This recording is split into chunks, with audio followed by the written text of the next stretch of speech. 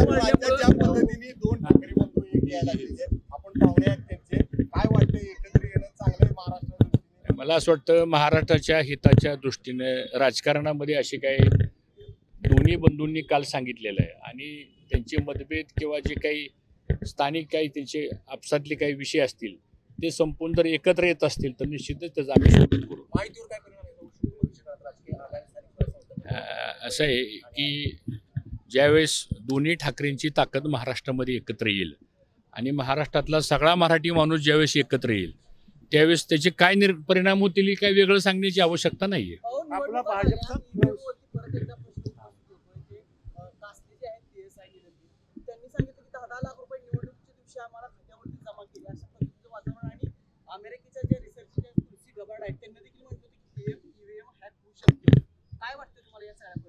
नाही, ईव्हीएमच्या बाबतीत तर सगळीकडेच एक शंका निर्माण झालेली आहे. म्हणजे मी देश विदेशातील प्रत्येक घडामोडींचे लाईव्ह अपडेट मिळवण्यासाठी आता साम टीव्हीच्या सर्व सोशल मीडिया प्लॅटफॉर्मला लाईक, फॉलो आणि सबस्क्राईब करा. तसंच सर्व नोटिफिकेशनसाठी बेल आयकॉन प्रेस करायला विसरू नका.